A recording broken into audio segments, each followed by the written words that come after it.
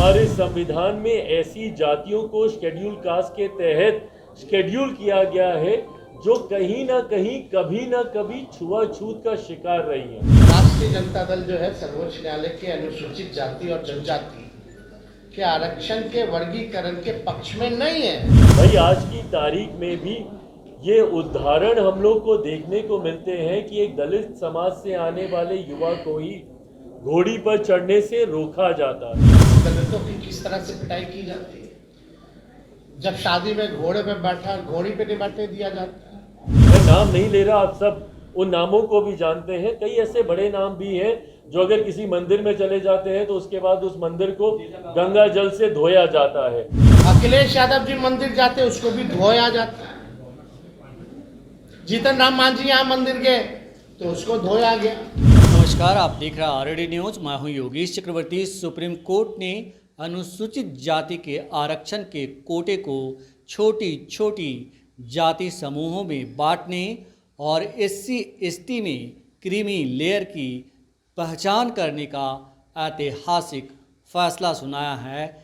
Supreme court के इस फैसले पर नेताओं की प्रतिक्रिया भी आ रही है। सबसे बड़ी बात, बिहार में प्रतिपक्ष के नेता तेजस्वी यादव और केंद्रीय खाद्य प्रसंस्करण और उद्योग मंत्री चिराग पासवान के इस मसले पर सुर एक हैं और दोनों ने सुप्रीम कोर्ट के इस फैसले को खारिज कर दिया है।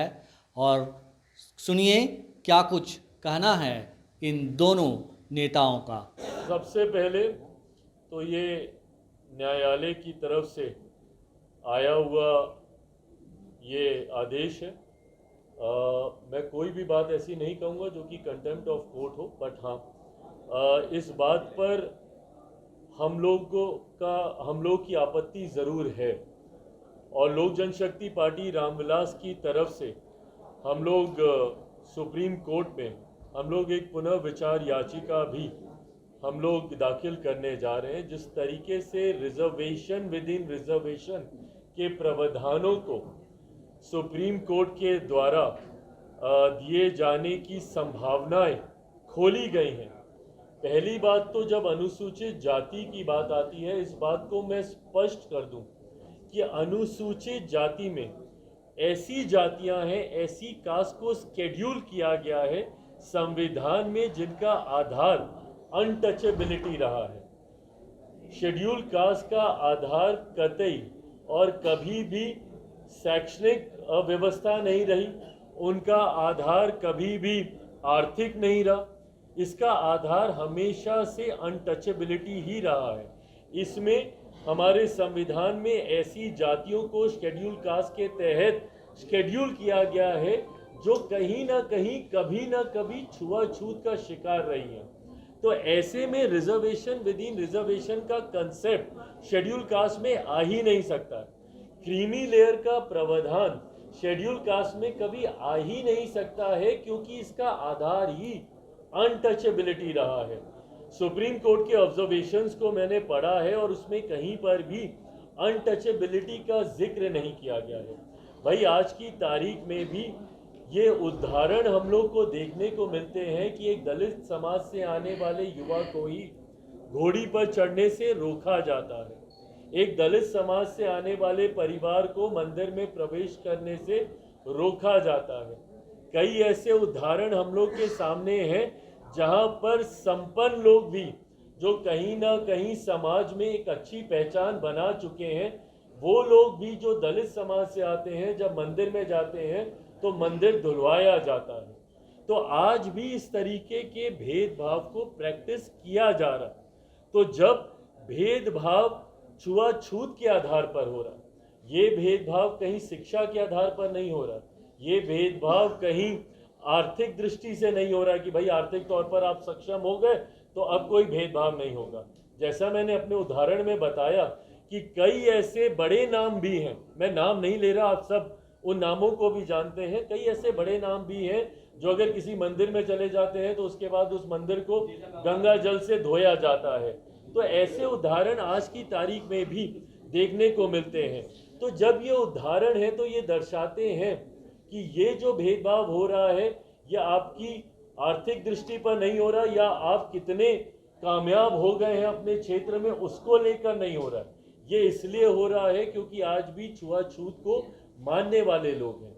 और शेड्यूल कास्ट का जब मैंने जिक्र किया, इसमें उन्हीं जातियों को इसमें रखा गया है जो छुआछूत का शिकार कभी ना कभी कहीं ना कहीं समय के किसी दौर पर रही हैं। तो जब आधार आपका छुआछूत है तो ऐसे में क्रीमी लेयर का प्रावधान या रिजर्वेशन विद इन रिजर्वेशन का प्रावधान हो ही नहीं सकता है। इसीलिए मैं और मेरी पार्टी लोक जनशक्ति पार्टी इससे असहमति रखती है और इसीलिए हम लोगों ने पुनर्विचार याचिका सुप्रीम कोर्ट में हम लोग आने वाले दिनों में हम लोग दाखिल करने जा रहे हैं। अध्यादेश का भी आप सोच रखते हैं सर कि अगर भाई देखिए, मैं सरकार का हिस्सा हूं और मेरे पास सरकार के भीतर इन चर्चाओं को करने की गुंजाइश मुझे मिलती है।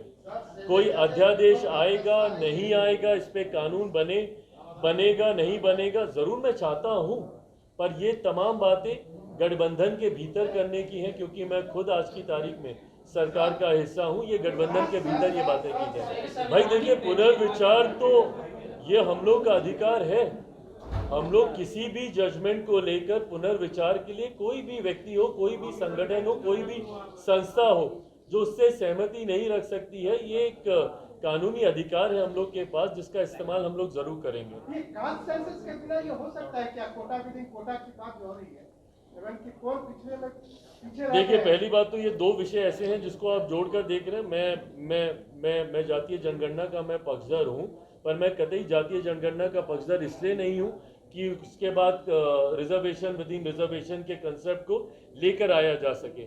जातीय जनगणना का जहाँ तक बात रही है, इसकी ज़रूरत इसलिए हम लोग को है क्योंकि आज की भी तारीख में राज्य सरकार हो या केंद्र सरकार हो, कई ऐसी नीतियाँ हैं जो जाति के आधार पर ही बनाई जाती हैं, उनको हैंड होल्डिंग प्रोवाइड करने को लेकर, ताकि उन जातियों को मुख्य धारा के साथ जोड़ा जा सके। इस सोच के साथ इन नीतियों को बनाया जाता है। तो ऐसे में सरकार के पास ज़रूरी है कि उन जातियों के आंकड़े हों जिनके लिए वो नीतियों को बना रहे हैं, ताकि उसी के अनुपात में उस राशि को आवंटित किया जा सके। तो बहरहाल, जहां मैं एक तरफ मैं इस बात का पक्षधर हूं कि सरकारों, कई बार न्यायालय भी आंकड़े मांगते हैं कि फलाना जाति की क्या आबादी है, वो आंकड़े ज़रूर सरकार के पास होने चाहिए। मैं उसको सार्वजनिक करने का मैं ज़रूर पक्षधर नहीं हूँ, बट हाँ, सरकार की अपनी जानकारी के लिए इन आंकड़ों का होना ज़रूरी है। तेलंगाना सरकार ने इसको हायर कर लिया है सर, कोटा विदिन कोटा में उन्होंने कहा है कांग्रेस ने कि हम इसको तेलंगाना में लागू करेंगे।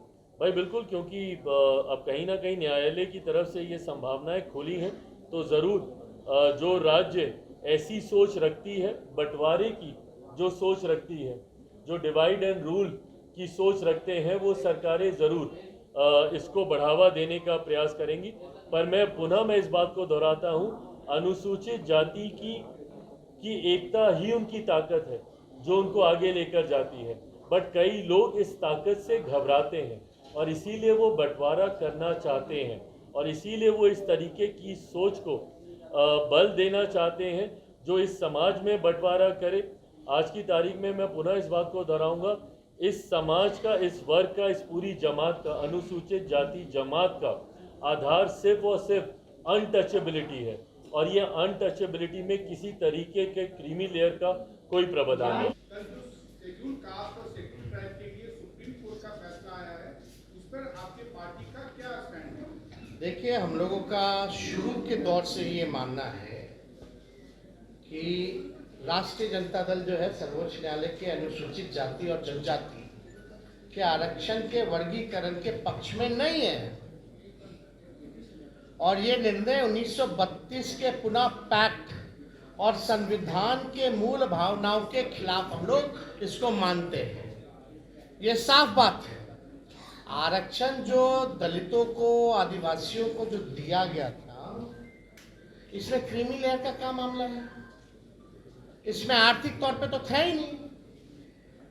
बाबा साहब अंबेडकर ने इसलिए आरक्षण दिया था जो सदियों से या अभी भी जो भेदभाव, ऊंच नीच, छुआछूत, जो डिस्क्रिमिनेशन जो चल रहा था, उसको पाटने के लिए ये आरक्षण है। तो इसको तो आर्थिक तौर पे ये आया कहाँ से मामला? तो ये पूरी तरीके से हम लोग जो है इसके पक्ष में नहीं है वर्गीकरण को लेकर के। ये आर्थिक तौर पे नहीं है। अगर आर्थिक तौर पे ही आपको न्याय दिलाना है तो आप नौकरी दीजिए सबको। क्यों नहीं देते नौकरी? नौकरी की बात क्यों नहीं करते हो? कितने लैंडलॉर्ड हैं, कितने कम परसेंट, कितना लैंड किसके पास है? सबके पास है। आंकड़ा सबके सामने सार्वजनिक है, डिस्ट्रीब्यूट कर दो। लेकिन आज भी ऐसा देखा गया है, हम लोग देखते हैं कि दलितों की किस तरह से पिटाई की जाती है। जब शादी में घोड़े पे बैठा, घोड़ी पे नहीं बैठने दिया जाता, पूजा पाठ नहीं करने दिया जाता। दलितों और आदिवासियों को तो छोड़ो, अखिलेश यादव जी मंदिर जाते उसको भी धोया जाता है। जीतन राम मांझी यहाँ मंदिर गए तो उसको धोया गया। तो ये जो भेदभाव, ऊंच नीच, छुआछूत, कोई जो है अनुसूचित जाति और जनजाति का मालिक ना बने, उसका वो ना बने। दलित आदिवासी अपना भला स्वयं जानते हैं, अपना निर्णय वो खुद करना जानते हैं।